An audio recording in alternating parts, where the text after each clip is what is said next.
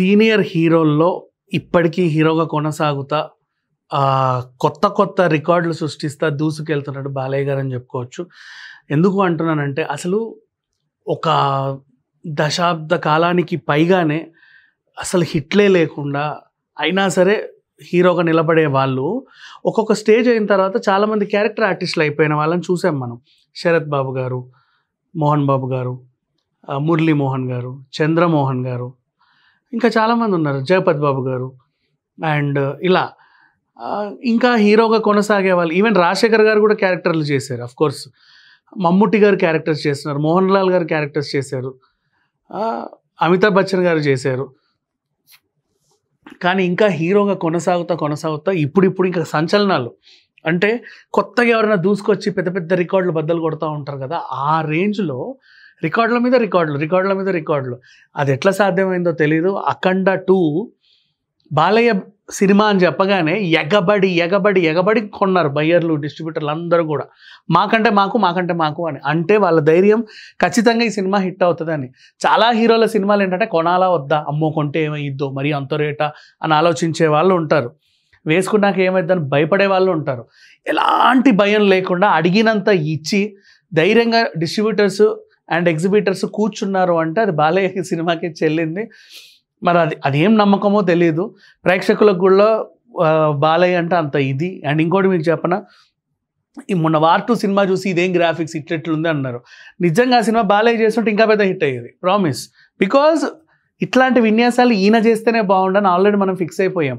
ఇలాంటి ఫైట్లు ఈయననే చేయాలి, ఇలాంటి యాక్షన్ ఎపిసోడ్స్ ఇతనే చేయాలి, ఇలాంటి డైలాగ్స్ ఇతనే చెప్పాలి, ఇలాంటి ఒక ట్రెండ్ ఆల్రెడీ సెట్ అయిపోయింది. అండ్ అన్స్టాపబుల్ తర్వాత ఆయన ఇమేజ్ ఇంకా పెరిగింది.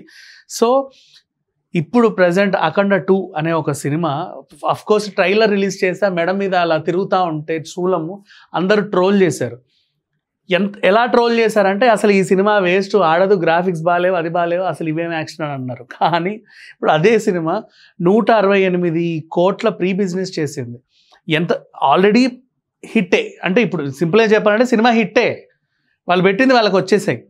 అంటే ఇప్పుడు ఏంటి, ఒక హిట్ సినిమాని, ఆల్రెడీ హిట్ అయిన సినిమానే ఈ దసరాకి రిలీజ్ చేస్తున్నారు. అది మనం మాట్లాడేది. అంటే దసరాకి సినిమా రిలీజ్ అయ్యి హిట్ అవుద్దా లేదా పక్కన పెట్టేస్తే, ఆల్రెడీ హిట్ అయిన సినిమాని దసరాకి రిలీజ్ చేస్తున్నారు. Same like Pushpa.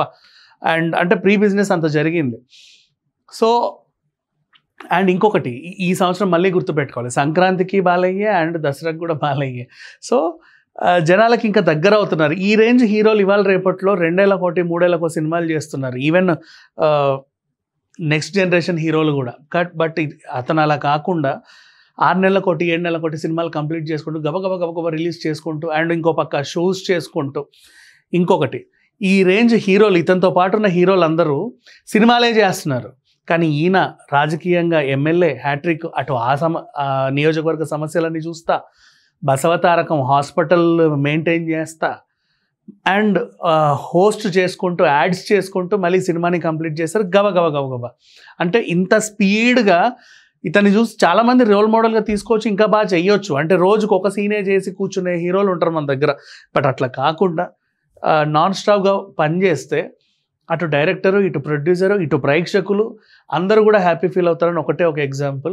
And Akhanda pre business అయితే ఆల్రెడీ అయిపోయింది. ఇక థియేటికల్ బిజినెస్కి ఆల్మోస్ట్ ఓపెన్ చేశారు. మరి ఎక్కడెక్కడ ఎవరెవరు ఎన్నెన్ని కోట్లకు కొంటారో తెలియదు. రిలీజ్ అయిన తర్వాత ఆల్రెడీ అఖండ 1 గురించి అయితే స్పెషల్గా చెప్పుకోవాలి. ఎందుకంటే అఖండ పార్ట్ 1 మనకి 50% ఆక్యుపెన్సీ ఉన్న కరోనా టైంలో వచ్చింది. పైగా ఏపీలో దాని టికెట్ రేట్లు కూడా తగ్గించారు. ఆ టైంలో 50% ఆక్యుపెన్సీ ఉన్న టైంలోనే పెద్ద బ్లాక్ బస్టర్ హిట్. మరి ఇప్పుడు ఆ ప్రాబ్లమ్స్ ఏం లేవు, టికెట్ రేట్లు కూడా పెంచుకోవచ్చు, అన్ని రకాల సౌలభ్యాలు ఉన్నాయి. ఇక ఇది ఎన్ని సంచలనాలు సృష్టిస్తుందో వేచి చూడాల్సిందే. సో అఖండ 2 ఆల్రెడీ హిట్ అయిపోయింది, బిజినెస్ కూడా జరిగిపోయింది. Thank you so much.